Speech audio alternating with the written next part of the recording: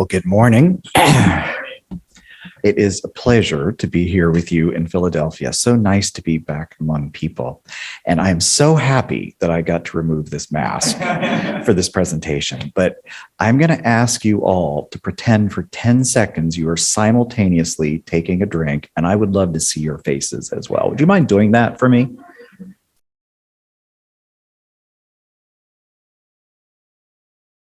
Thank you. It's just so hard, right? I have no idea what else I'm looking at as I speak with you. And that's important to me because you don't know me and I don't know you. And this is really the first opportunity for two communities to talk with each other in this way. So I really appreciate the opportunity to talk with you a little bit and to try to address the three areas that we were asked to address. Now, this is challenging for me and compared to some of the information that Dr. Acosta has shown. And so I want to be clear that what I'm going to try to do is to use an osteopathic lens to actually look at this conversation. Importantly, there are two things. This is not my area of expertise. And I am likely to make mistakes. And if I do, I'm going to ask you to correct me on those so that I have an opportunity to grow in this particular space. Now, I had not planned on giving you more of my background as we started, but I decided as I was listening over the last few minutes that I should do that. And because I think there's a different entry point for how I ended up in this position leading the organization that I lead. So I finished medical school and ended up doing internal medicine and then a pulmonary fellowship. That fellowship was in a 220-bed hospital where I was the only fellow for that institution, which meant with the team of pulmonologists I worked with, that my job was to take care of the sickest of the sick each day and the most challenging of the cases that we faced. 6 months of the time that I was in that fellowship, the expectation was to train at the best centers in the world to increase what I couldn't get in that 220-bed hospital. Now, that's the background of how osteopathic graduate medical education used to occur. I was asked to stay at that hospital, and actually my program director was stepping down and he gave me his practice. So I entered into private practice and had to continue to build that program. So the fact that we have no business training, that was a whole lot of fun to begin that process, but taking care of patients and having that practice in a community setting was critical. I ended up finding I loved to teach within a couple of years, was on faculty for the Osteopathic Medical School in Ohio, became the internal medicine program director, ultimately director of medical education, which would be the DIO equivalent in our particular institution. And then finally ended up with Ohio University, where I had graduated from in 1988 as an associate dean. Would have never imagined ever when I was sitting in medical school that one day I might be the president and CEO of the large association representing those schools and have the chance to do things like this. But that background is important because part of what we're going to do with our time is to help tell you a little bit about our community and how we actually share some similar challenges and how that actually may create opportunity for us. So I'm going to, as I said, quick objectives, spend just a little bit of time looking at osteopathic medicine and osteopathic medical education, about ACOM priorities and how they hopefully align to the questions I was asked to address, and then how those activities will hopefully promote a more diverse physician workforce.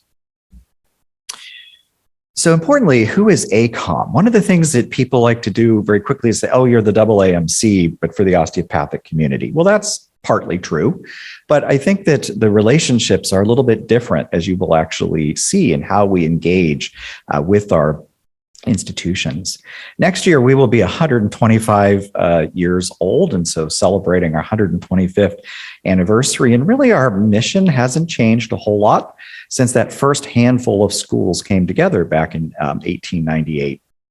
Our job is to lead and advocate for the osteopathic medical education community. And you see some of the bullets describing what those particular roles are. And number one, supporting our member institutions as they educate a diverse future physician workforce. We actually made that change last year to this mission statement, as well as several other changes speaking to what we hope to be able to do with our contribution to the physician workforce. Now, this is a really important slide, and until I had the chance to speak with Dr. Sanchez, wasn't actually going to use it, but decided contrast is important. We are a tiny association compared to some of the other major associations that are involved with medical education or touch medical education in some way. So we currently have 58 campuses that offer the DO degree, 38 main campuses. We're actually training about 25% of tomorrow's physician workforce. So 1 in 4 students right now is earning the DO degree. The operating model is important, and it's important because it affects how we collect information, how we work with each other. And I appreciated the leadership characteristics of this community that Dr. Acosta shared, because I think they're actually very similar to osteopathic principles and approaches to operations and relationships. But our member board is not a representative board. Every dean becomes a member of our board. So we don't control what the configuration of that board is. It's controlled by the schools who actually select the deans. And as you'll see in the structure, all of our councils, all of our assemblies are the same way. So to be able to speak to the idea of diversity, we have to work further out in the community to have the impact that's desired. This is just a quick way of looking at our structure. So everything above the fold has both voice, has voice. Some have vote. So as I mentioned, we have 38 main campuses. They vote. The other 20 have voice on the board since they're part of a main campus. Our assemblies, the Assembly of Presidents is actually the presidents of every college or university that hosts an osteopathic medical school, the graduate medical educators, and then the council leaders come up from the councils below so that each council has an opportunity to, each council has the opportunity to be heard. So physicians with a philosophy, I want to characterize us. And importantly, in thinking about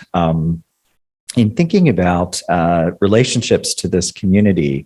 And again, I think this is, I don't want anyone to misinterpret, this is in a small way compared to what you face. We understand the minority tax and some of the challenges that you face. Each day, the letters that follow my name cause questions. Each day, the fact I trained in a different kind of setting causes questions. When we're trying to create committees, making sure that our voices are heard. And why? Because we chose to practice medicine based upon a belief system of how people should be treated, a philosophy that drives the interactions with patients to try to improve upon a system that in the late 19th century was broken. And so our curriculum is a distributed community-based model of education founded on osteopathic principles, which are a whole separate presentation, but a philosophy that is very patient-centered. And importantly, not only do the schools teach biomedical science, clinical science, and health system science, they also teach biomechanical science and complexity science, which is built into the principles of osteopathic practice. And again, to be looked at differently because we chose to include structural health being as important as diet, exercise, and sleep to overall health, and the use of our hands in manual care to treat certain types of musculoskeletal and other disorders. The whole curriculum is designed to support professional identity development of the osteopathic physician. And it's a shared way of practice then across our entire community. It creates a culture that wants to work together. Our growth has been significant over the past several decades, and importantly, many of these locations are in rural and underserved parts of the country. So the mission is draw from that area, train from that area, keep them in that area in terms of practice. This is just a map noting some of the locations, but even the white spaces are beginning to fill in. Montana, Minnesota, Wisconsin, Maryland, likely in the future to have osteopathic schools as well. Our strategic plan guides part of the questions you were asking about. So we have a plan that's developed to look at required, desired, and inspired work.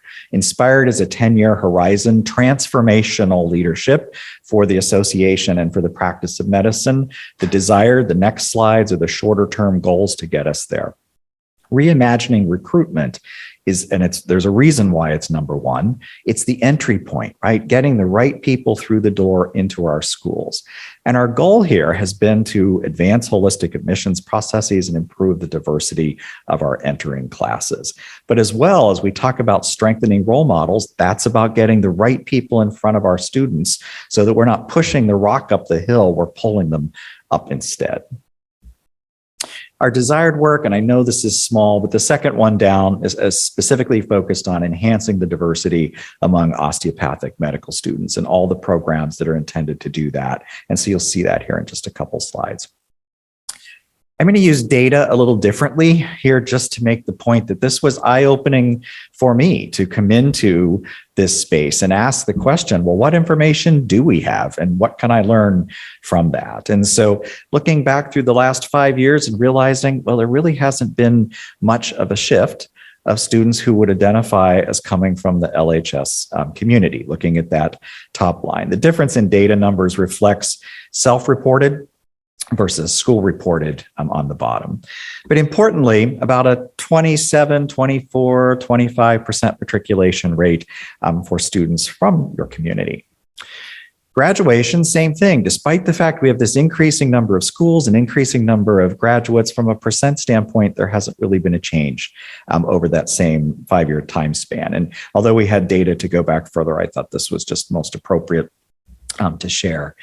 Faculty, I appreciated the slide that Dr. Acosta showed because difficult to get at this information, meaning we need to do a better job in finding a way to actually answer it. But please keep in mind, because we rely on those 200 and 400 and 600 bed hospitals sitting out there and lots of volunteer faculty, it's going to be even more challenging to be able to determine accurate numbers here.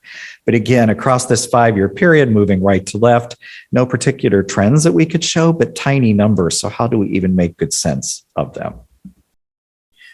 So part of what we introduced when I came to ACOM, so American Association of Colleges of Osteopathic Medicine, was this concept of choose DO, because we think that there are students out there who actually want that philosophical approach, who want that principle-based approach to care. So we have to make sure we can get them through the door for us in terms of finding them, get them to apply, get them to matriculate, set the mindset in place for them, learning, making sure on the other end of this spiraling staircase, there are people to teach that and propagate it and to lead the profession. So I thought that might be, and this is actually my final slide, I thought that might be a way to be able to approach what you were asking about. So from the application standpoint, in terms of entry and transition to medical school, learning, mindset development, teaching, role models, and leading, promoting overall. So how do we feel there's opportunity to interact? Please understand right now, our programs are not specific to groups. They're very concept and broad, creating a welcoming environment for all underrepresented students, trying to make sure that we have developed faculty to approach the needs of all students, but recognizing there are many, many subgroups. Again, our size can sometimes create a challenge there. But from an application process, you heard about developing a more holistic admissions process using AI and natural language processing. We have a number of pathway programs at all of our colleges trying to reach back into high school, junior high, and even lower. One of our programs starts in 3rd grade, trying to just teach what is it that doctors do? And then we can build on top of that as we move forward. Focused recruiting events for underrepresented groups, and a whole new internal structure at ACOM focused on allowing us to touch on diversity. So we'll be adding in the near future an executive advisor to my office for diversity, equity, inclusion. From learning and teaching to affect both the learner and the teacher, we have a set of academic recognition programs that have been developed for our students to look more closely nationally at a system level, so they're all exposed to the same thing. Health equity, health policy, integration of artificial intelligence into the care of patients to improve outcomes. The growth mindset element is actually trying to create a different kind of faculty-teacher relationship so that we are able to create a stronger student with a greater chance for success and hopefully completion of medical school. Associated with that, we were actually just recipients of a HRSA grant that we hope will allow us to fully develop that particular program. And finally, from a standpoint of leading, having people out there that can carry this work on. We have our Council on Diversity and Equity. So from that slide that I showed you on structure, we have an adaptive work group that is focused on racism and injustice in healthcare. We actually had the opportunity about a year ago to meet with the LMSA student group and asked for participation and engagement around that, and hope we can continue to strengthen that. Our accrediting body, COCA. So something that is important to recognize, there are 2 accrediting bodies in the US for medical schools. So not just the LCME, there's a separate for the osteopathic schools, is developing new standards related to diversity, equity, and inclusion that we think are critical to moving forward in this space. Much like AAMC, we have the Senior Leadership Development Program, which has a pathway specific to diversity, equity, inclusion. And then our board, that 58-member, very large board, has been working on both a consensus statement where all 58 campuses signed on to rethink and reinvent ourselves with regards to our work in diversity, equity, inclusion. And then our efforts, most recently in our board retreat, on creating a welcoming environment on each of those campuses. What I see when I look at this and I think about the request that you actually had is opportunity. Our particular approach is usually to find the right partners and to actually try to create a journey together. And what excites me as I actually begin to learn more about your community is some of the characteristics of the culture are probably shared with the culture you would find speaking with us. And so I hope that actually creates a bright pathway for the future. So thank you.